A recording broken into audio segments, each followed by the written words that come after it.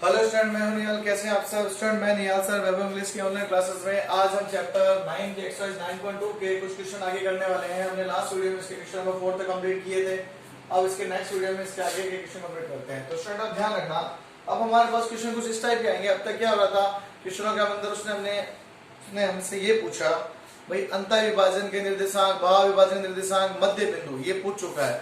अब वो क्या करेगा, वो वैल्यू दे देगा लेकिन पूछेगा इसका रेशियो क्या आ रहा है, इसका अनुपात क्या आ रहा है, मतलब अनुपात में वैल्यू क्या होती है। एक बात हमेशा ध्यान रखना, रेशियो कभी भी नेगेटिव नहीं होता। पहले बात ये समझना, अनुपात जो होता है वो कभी भी ऋणात्मक नहीं आता, उसका मान हमेशा पॉजिटिव होता है। जैसे एग्जांपल मैंने अभी आपसे एक बात करी, समझना कि भाई ये मेरे पास एक लाइन थी, इसको मैंने दो पार्ट में डिवाइड कर दिया। मान लो टोटल 5 सेंटीमीटर था, तो ये 2 और ये 3 रह गया। तो क्या बताओ, क्या मैं इसको ऐसा थोड़ी लिख सकता हूँ 2:3 हो सकता है? क्या मैं इसको -2:3 थोड़ी ना लिख सकता हूँ?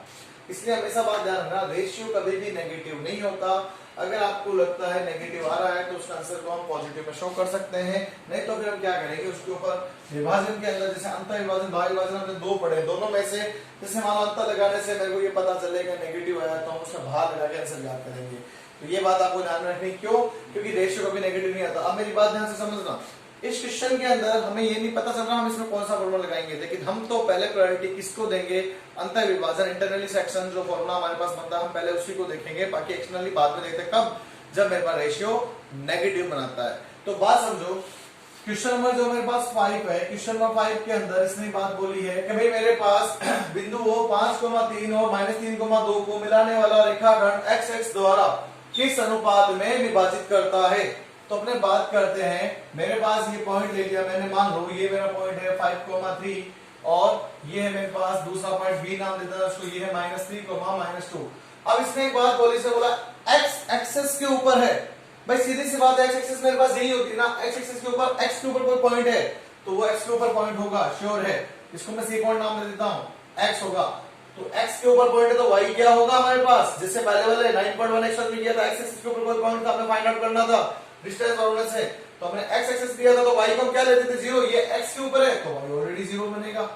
मेरी बात समझ में आ गई होगी। तो कहने का मीन्स ये x और y की वैल्यू आ चुकी है। मेरे को क्या फाइंड आउट करना है, रेशियो फाइंड आउट करना है। तो अपने रेशियो को लेट कर लेते हैं, m1 और m2 है, क्लियर। तो हमें लिख लेना लेट माना अनुपात जो हमारे पास रेशियो बनता है वो हमने क्या मान लिया, m1 रेशियो m2 है। अब सॉल्यूशन करना है, सॉल्यूशन करने के लिए देखो हमारे पास दो फॉर्मूले थे, मैं दोनों फॉर्मूले के लिए शो कर देता हूं। ये था x2 m1 अंतर विभाजन के लिए पहले, ठीक है ना, ये है x1 m2 अपॉन में m1 प्लस m2, क्लियर। और ये मेरे पास y का फॉर्मूला था y2 m1 plus y1 m2 upon में m1 प्लस m2।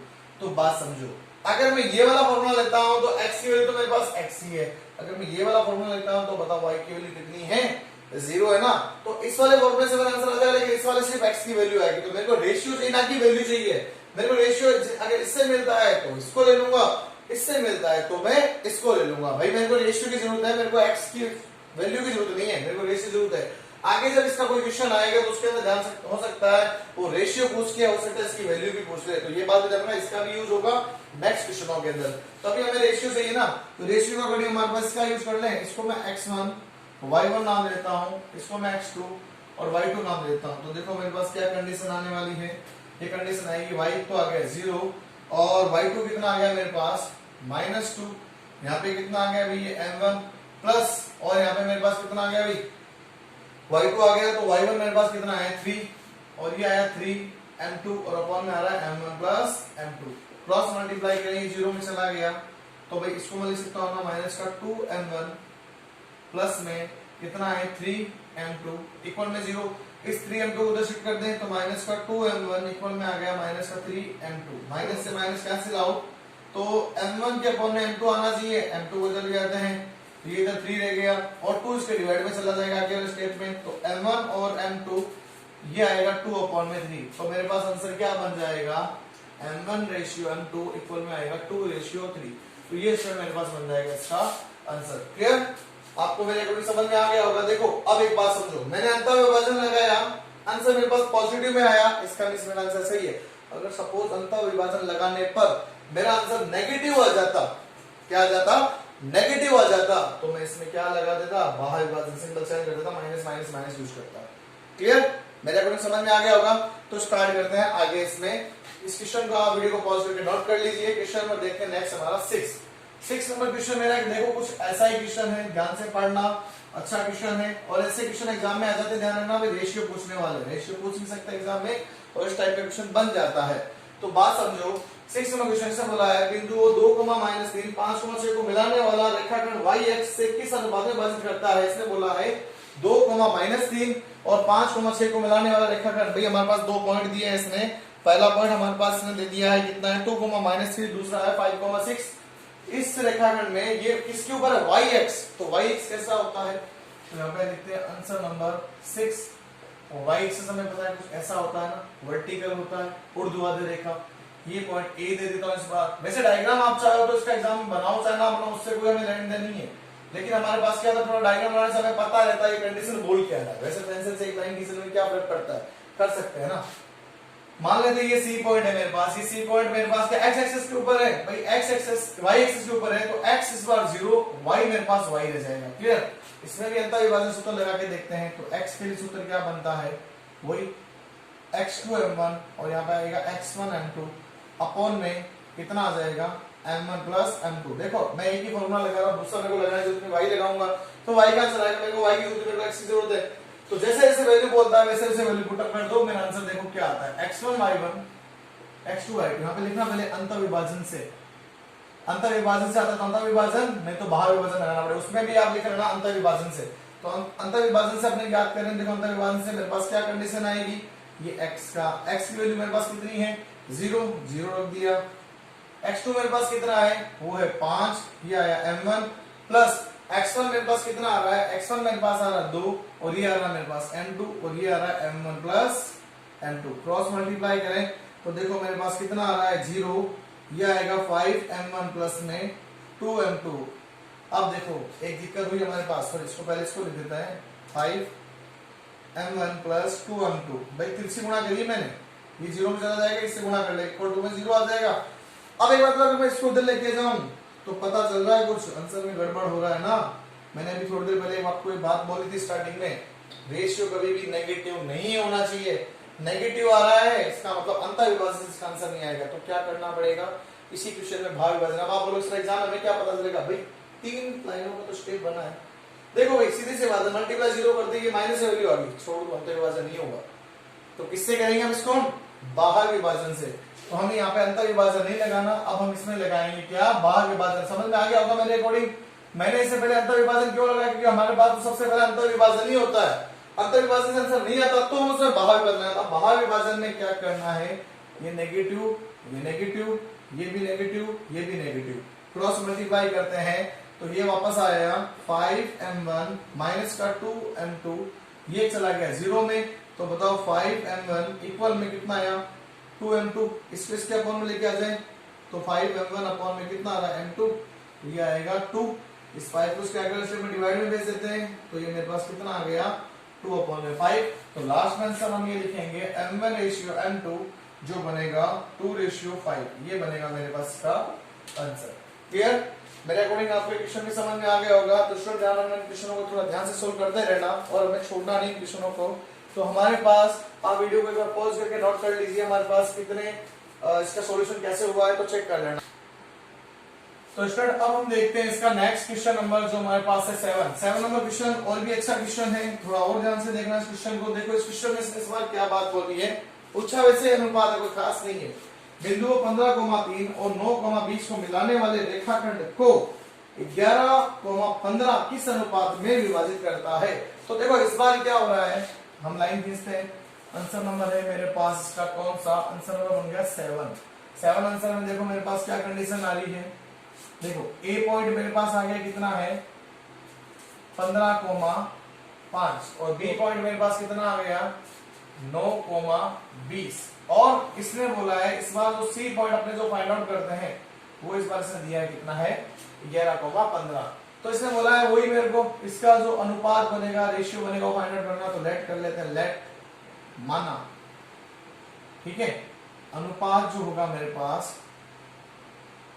अनुपात लिख देते हैं, अनुपात, इसको मैं बोलते हैं रेशियो।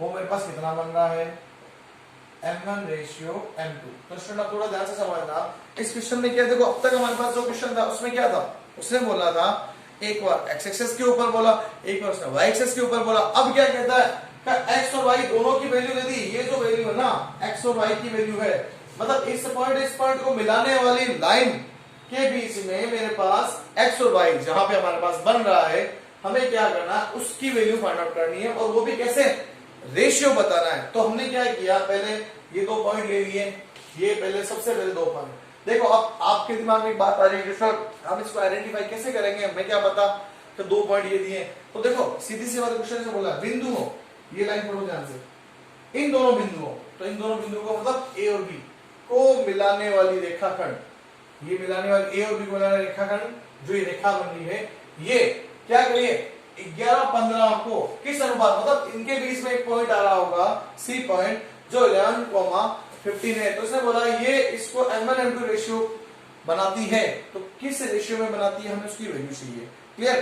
तो देखिए सॉल्यूशन स्टार्ट करते हैं। इसको हम लेते हैं वही x1 y1 और इसको हम लेते हैं x2 y2। अब एक बात समझना, इससे मेरे पास 2 कंडीशन है। 2 कंडीशन कैसे, उन दोनों कंडीशन को हम यहाँ पे अप्लाई करके देखेंगे, दोनों से आंसर क्या बनता है, सेम बनता नहीं बनता।